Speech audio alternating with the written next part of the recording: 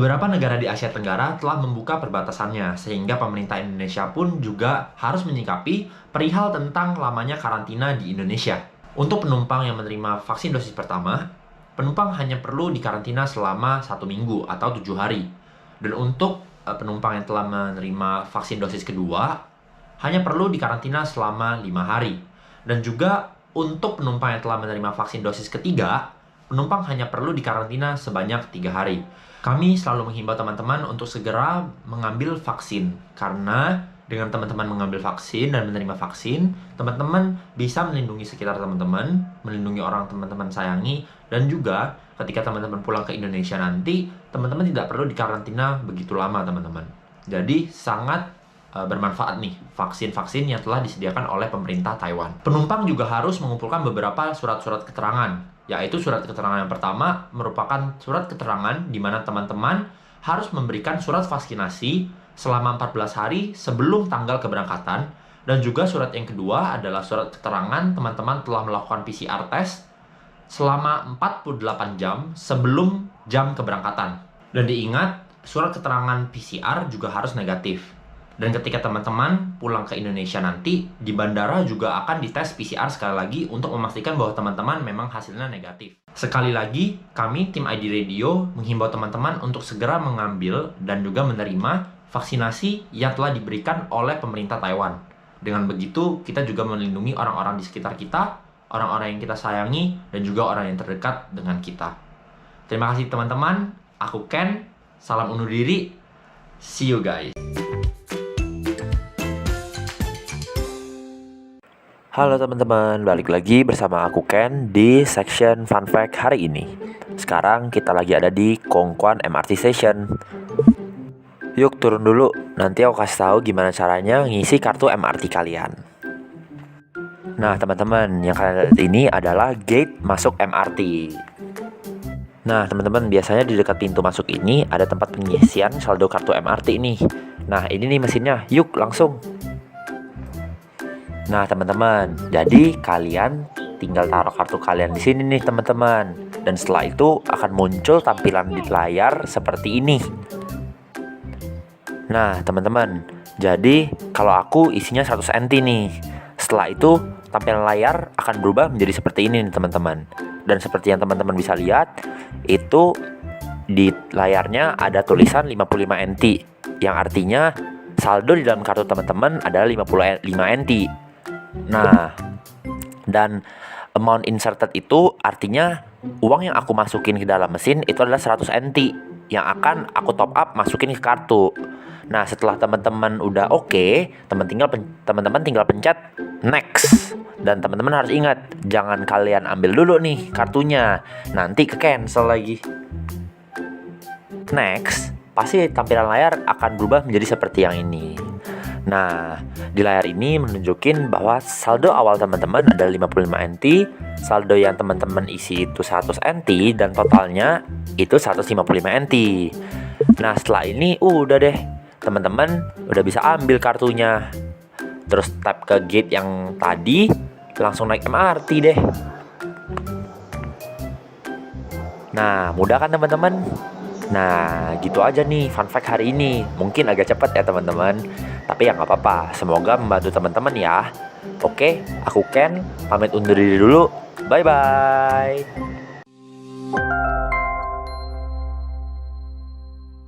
Halo teman-teman PMI di Taiwan. Nah, balik lagi bersama aku Ken, dan di episode kali ini, di podcast kali ini kita bakal kedatangan tamu spesial banget, yaitu Mas Bagus nih. Nah, Mas Bagus boleh kenalan dulu kali? Oke, perkenalkan nama saya Bagus Andi Satrio Mandiri.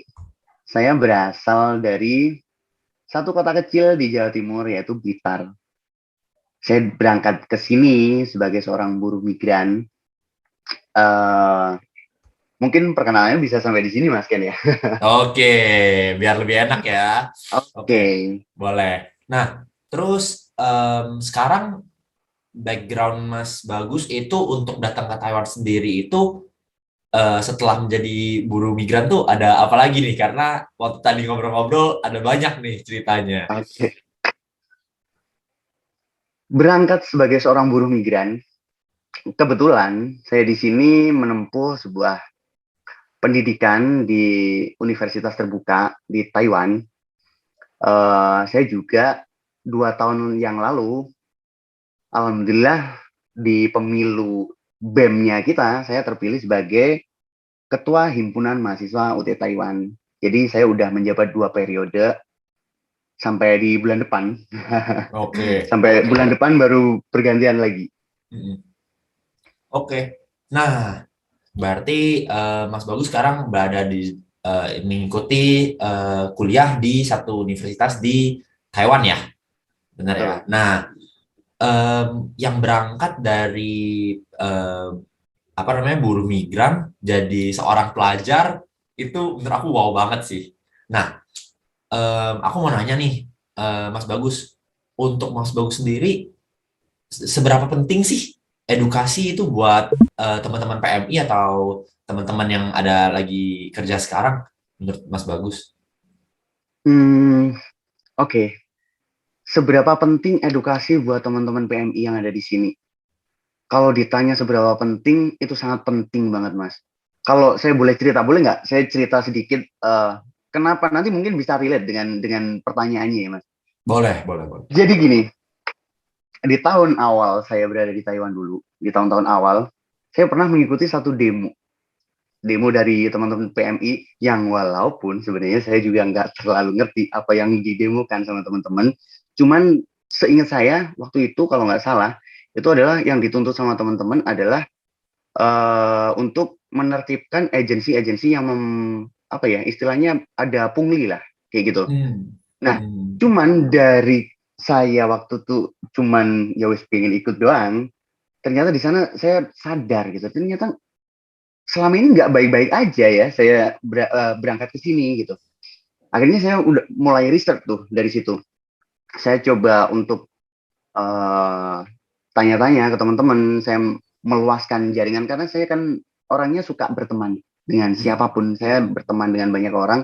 Saya coba bertanya ke teman-teman ini dan itu, dan kebetulan juga waktu itu KDI di tahun 2019 itu bikin satu lomba esai dan saya ikut di sana. Nah, ternyata nyambung nih sama yang tadi Hmm. di awal saya Topiknya. coba riset ke teman-teman. Itu ternyata waktu itu saya coba ngikut di lomba ini. Dari sana saya semakin ngerti ternyata uh, buruh migran kita di sini itu ternyata benar-benar diperas, Mas. Waktu itu saya Hmm. benar-benar sadar karena saya sendiri ya waktu itu berangkat ke Taiwan itu zaman itu harus bayar 30 juta. Oke. Kita mau bekerja bayar 30 juta, di sini masih ada potongan setiap bulan itu 6.000 NT. Oke. Saya coba hitung, ternyata dalam 1 tahun kita itu kerja rodi. Dan semua jutaan orang yang kerja di sini ternyata kerja rodi. Oke. Saya coba untuk ngajak teman-teman merubah, ternyata teman-teman itu, nah ini, jadi kebetulan juga waktu itu saya sedang membaca satu buku namanya Madilog. Ini adalah bukunya dari Tan Malaka. Di buku ini dijelaskan bahwa orang Indonesia itu kalau diajak berjuang itu agak susah kalau pola pikirnya nggak dirubah. Kita harus Oke. percaya dengan Hmm. materi. Kita itu kita jangan ngomongin tentang yang surga, yang ini dan itu, tapi kita percaya harus harus lihat di sekeliling kita. Oh ternyata kita itu diperas loh. Oh ternyata kita itu ini itu kita harus benar-benar sadar. Gitu. Oke. Hmm, saya coba untuk ngajak teman-teman sadar dengan ini, ternyata mereka masih belum bisa. Karena apa? Saya berkaca nih dengan diri saya. Saya bertanya-tanya pada diri saya sendiri. Sebenarnya kenapa nih teman-teman nggak belum bisa untuk diajak ke sana? Oh ternyata karena saya masih bodoh waktu itu. Hmm. Karena saya masih belum belum belum mengerti tentang apapun. Akhirnya waktu itu saya masuk di universitas terbuka. Saya ngikut organisasi. Di tahun kedua saya mencalonkan sebagai presbemnya di sana. Akhirnya saya terpilih dengan suara terbanyak. Hmm, Akhirnya saya mencoba untuk membuat sebuah ya emang dari awal saya pengen bikin satu sekolah sih untuk mengedukasi teman-teman. Oke. Jadi ternyata kalau teman-teman teredukasi itu bisa kok diajak seperti itu. Gitu. Oke. Atau gini deh Mas, Mas Ken mungkin pernah lihat nggak sih di Facebook ada yang share untuk membantu nenek ini atau Iya. ini pola pikir yang menurut saya memang harus dirubah. Kalau kita tidak dengan edukasi, dengan apa lagi gitu loh. Kalau kita coba mengedukasi mereka, pola pikir yang seperti ini itu masih bisa dirubah menurut saya. Oke. Berarti yang bisa saya simpulkan, kenapa edukasi penting menurut Mas Bagus itu karena dari pola pikir yang berdasarkan dengan fakta itu bisa membuahkan satu hasil yaitu yang emang bagus gitu ya, bukan Betul. dari emosional, bukan dari kayak tadi Benar. kayak misalnya kita share bisa bantu orang itu kan itu emosional gitu kan, iya kan? Betul banget. Oke. Nah, berarti teman-teman udah tahu tuh seberapa penting materi atau fakta nih buat teman-teman yang sekarang lagi bekerja, karena aku dan Mas Bagus juga yakin bahwa dengan teman-teman bisa melihat sesuatu dari fakta itu pasti bakal membantu banget teman-teman bekerja di kedepannya. Nah, mungkin di episode kali ini sampai sini doang, tapi di episode next Mas Bagus bakal ngomongin tentang Sekolah Merdeka nih. Dan boleh. aku udah dengerin juga tadi, bener-bener seru banget dan aku yakin teman-teman bakal penasaran. Oke? Nah, see you on the next episode ya. Bye-bye. Bye.